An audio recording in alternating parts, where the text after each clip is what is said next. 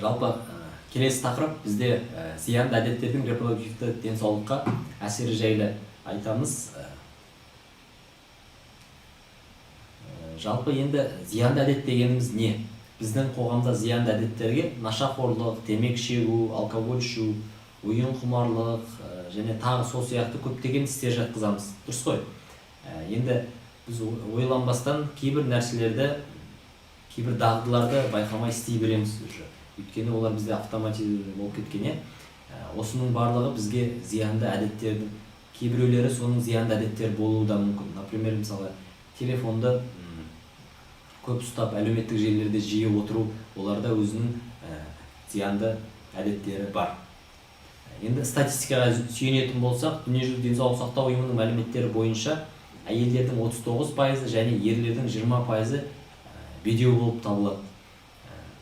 Бедеуліктің ең көп тараған себептері жыныс жүйесінің қабыну аурулары, әртүрлі иммундық және эндокриндік жүйелердің бұзылуы, онымен қоса біздегі нашар экология. Осының барлығы организмдегі жыныстық жүйенің бұзылуына, репродуктивті жүйенің бұзылуына алып келеді. Бірақ осы факторлардың барлығын репродуктивті бұзылыстың объективті себептеріне жатқызуға болатын болса, онда жаман әдеттерді бедеуліктің ең көп тараған субъективті себептері болып табылады.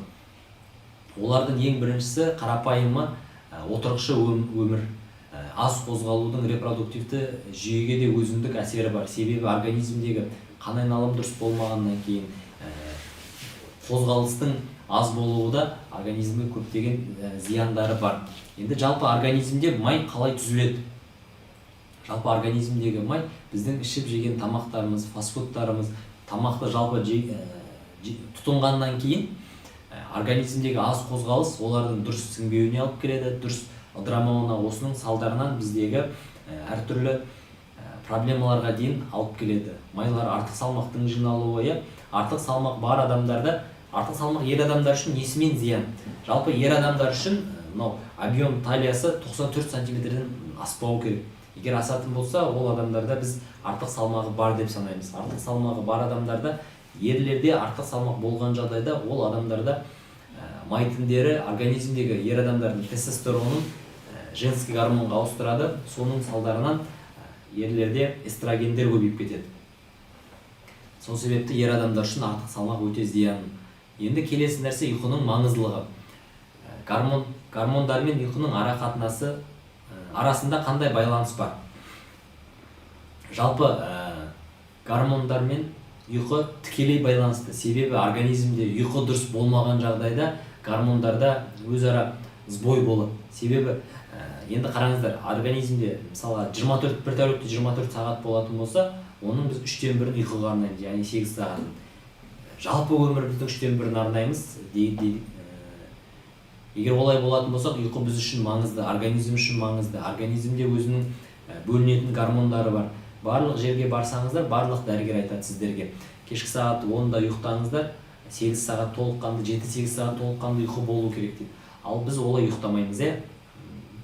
Осылай ұйықтаған кезде организмде, мысалы, күн мен түннің ауысуы бар. Осы кездерде организмде өзінің бөлінетін гормондары бар. Ұйқы кезінде мелатонин, например, ұйқы шақыратын, ұйқы кезіндегі организмге восстановление беретін. Одан кейін өсу гормоны, организмде соматотропин, барлық біздің сүйектеріміздің, бұлшықеттеріміздің, денеміздің өсуіне тікелей әсер етеді. Одан кейін ерлер үшін маңызды тестостерон гормоны ұйқының таңғы уақытында. Егер де осының барлығы уақытылы жүрмейтін болса, бір-біріне теріс жүреді, организмде восстановление дұрыс болмайды, гормондар дұрыс бөлінбейді. Ал ол денсаулық үшін өте зиян. Түнде ұйықтамаудың салдары қандай? Егер де организм толық ұйықтамай жүретін, мысалға, каждый 1 сағат дұрыс ұйықтамау организмді 10 жылға дейін қартайтады. Сол себепті ұйқыға аса маңызды мән беру керек. Енді интернетке тәуелділік. Көп адам байқаса, қолдарына телефон ұстаған күннің өзінде сразу Инстаграмға кіріп кете береді, например. Ол да біздің интернетке деген тәуелділігіміз, әлеуметтік желілерге деген тәуелділігіміз. Қолымыз бос болып қалса, қит ете қалса, осындай әлеуметтік желілерге, TikTok, Instagram, YouTube сияқты әртүрлі желілерге кіріп кетеміз. Одан бөлек порнографиялық тәуелділік. Порнографиялық тәуелділік кезінде адамдар өздерін сол фильмдердегі актер-актрисаларға сияқты болғысы келіп, или болмаса өздерінің дене мүшелерін солармен салыстырып, әртүрлі проблемаларға дейін, стресстерға дейін алып келеді. Одан бөлек әртүрлі бұндай тәуелділік бар адамдарда дофамин гормоны бөлінеді. Дофамин гормоны жеңіл алынған сайын ол тәуелділікке туындатады. Дәл солай ойын құмарлық. Одан кейінгі зиянды әдеттердің бірі вейп немесе или темекі. Темекі енді көп адамдардың сұрауы айту ойлауы бойынша вейп темекіге қарағанда зиянды емес деген. Негізінде темекіге қарағанда вейп өте зиян болады. Себебі темекінің құрамында никотин болса, никотин және де олар шөптерден жасалған болса, ал вейптің құрамында ол жерде әртүрлі газдар, формальдегид, мысалға моргте адамдарда салып қоятын формальдегид, например, осындай жидкостьтар болады. Одан бөлек әртүрлі ароматизаторлар, әртүрлі майлар, осылардың бәрінің қосылуы әсерінен организмде әртүрлі ауруларға алып келеді. Солардың біреуі эвали ауруы. Эвали ауруы дегеніміз ол өкпедегі майлы эмболияның болуы, яғни жаңағы түтінмен вейп шеккен кезде оның құрамындағы майлар өкпеге түсіп, ол жаққа өкпенің тіндеріне, денелеріне жабысып қалады. Соның салдарынан зат алмасу, оттегі, көміртегі алмасу бұзылады. И солай тіпті кейбір жағдайларда қазіргі уақыттарда шет елдерде осы аурудың әсерінен өлімдерде тіркеліп жатыр. Енді вейптің ұрыққа әсері бар ма? Вейптің ұрыққа әсері, жалпы темекі болсын, вейп болсын, олардың барлығы ұрыққа теріс әсер береді. Себебі ұрықтың өзінің саны, сапасы, қозғалғыштығы, формасы, дұрыс формасы, бұрыс формасы сияқты бөлінеді. Олардың барлығына темекі шеккен адам мен шекпеген адамның нелерін салыстырғанда, ұрықтарын, оларда темекі шеккен адамдарда 50%-ға қозғалғыштығы төмендеген. Жалпы Қазақстан Республикасындағы бедеуліктің таралуы осыған дейін әйелдерде 50%, ерлерде 30%, екеуінде де бірлескен түрде 20-25% алатын болса, қазіргі уақытта ерлерде де әйелдерде теңесіп 50-50 болып тұр. Ол дегеніміз ерлердің денсаулығының әлсіреп бара жатуының себебі. Оған әртүрлі жаңа айтқан дұрыс емес тамақтану, қозғалыстың бұзылуы, одан бөлек әртүрлі ішімдіктердің әсері, ішімдіктердің репродуктивті жүйеге зияны, ішкен тұтынған кезде бізде психологиялық жағдайға тікелей әсер етеді. Психологиялық жағдай бұзылған кезде денсаулықтар бұзылады, сәйкесінше организмде репродуктивті жүйеге теріс әсерін береді. Келесі нәрсе есірткі.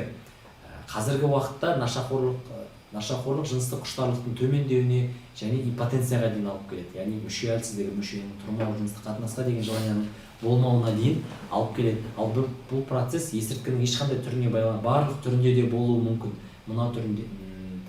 Мынау түрі деп айта алмаймыз. Сол себепті есірткіге жасөспірімдердің, ұл бала болсын, қыз бала болсын, жоламаған абзал. Есірткі қолданатын ер адамдардың сперматозоидтардың қозғалыштығы кей жағдайда 0-ге дейін төмендеп, уақыт өте келе тестостерон өндірісі де толығымен тоқтап, бедеулікке алып келуі мүмкін. Кей жағдайда бұлардың кейбір мутагендері тұқым қуалайтын әсер беріп, ол ары қарай ұрпақтың қандай да бір патологиялармен хромосомалық мутацияларға дейін алып келетін жағдайлары тіркеліп жатыр. Сондай-ақ өлімге де ары қарай алып келуі мүмкін. Жалпы енді бізде кей жағдайларда әртүрлі сұрақтар қойылады. Ұрыққа тағы да не әсер етеді? Біздің ішіп, жеп, пайдаланып жатқан қимыл қозғалысымыз, біздің салауатты өмір салтын ұстануымыз, осының барлығы ұрықтың сапасына, санына тікелей әсер етеді. Одан бөлек тағы да монша, ыстық ұрықтың жауы деген қаншалықты рас. Біз отбасы құрған жасөспірімдер, отбасы құрған жас отбасы бала жоспарлайтын болса, ер адамдарға біз монша, ыстыққа көп бармауын айтамыз, абзал деп айтамыз. Не себепті? Себебі егер де адамда градус жоғарылай беретін болса, организмде аталық безіндегі болып жатқан процестердің барлығына теріс әсер етеді. Жалпы ұрықтың да сапасының нашарлауына алып келеді. Одан кейін спорттың түрлері және допинг. Жалпы спорттың барлық түрін алсақ та, олар адам организмнің денсаулығын жақсарту үшін жерде. Ал енді допинг түрлері бар. Қазіргі уақытта көптеген спортсмендер допинг сырттан экзогенді тестостерондарды көбірек алып жүрген, мысалы спортпен айналысатын бодибилдер, мысалы дене шығару үшін или дене сымбатын келтіру үшін көптеген экзогенді препараттар салып жатады. олардың өзінің біршама зиянды побочный эффекттары бар, зиянды эффекттары бар. Мысалға, например, тестостеронды егер де адам білмей салатын болса, организмдегі қанның қоюлануына алып келеді біріншіден. Одан кейін тестостерон салған кезде организмдегі тағы да пролактин, эстроген гормондары өзгеріске ұшырап, анау ерлердің омыраулары әйелдердікі сияқты шығып, өсіп, без пайда болуы мүмкін. Не болмаса дененің әртүрлі аймақтарына безеулердің пайда болуы мүмкін. Сондай проблемаларға дейін алып келеді. Одан кейін мысалы тестостеронды қолданғаннан кейін, одан кейін после курсовая терапия арнайы курстар бар. Олардан да өту керек. Егер олар өтпейтін болса, өзінің ұрығы өндірілмей қалады, одан кейін өзінің табиғи тестостерон өндірілмей қалады. Ол көптеген проблемаларға алып келеді. Одан кейін атқа міну денсаулық ұрпақ кепілі. Жалпы атқа мінген кезде біз аттың үстінде отырған кезде тақымды қысып, біздің шатымызды қысып отырған кезде ол жақтағы тамырларда, бұлшықеттерде барлығы жиырады. Ал жиырылған кезде оның барлығы жұмыс жасап, организмдегі қан айналымды дұрыстайды. Ол да біршама пайдасы бар. Жарнамадағы балдардың пайдасы бар ма? Жарнамадағы балдардың ешқандай да пайдасы жоқ, оның құрамы күмәнді болып келеді. Неге десеңіздер, жалпы табиғи балды ішкен адамда осы балмен салыстырғанда бірдей эффект көрсетпейді. Ал олардың жарнамадағы айтатын сөздері табиғи бал, табиғи өнімдерді. Ал табиғи өнімдерді тұтынып жатқанда бірден эффект көрсетпейді.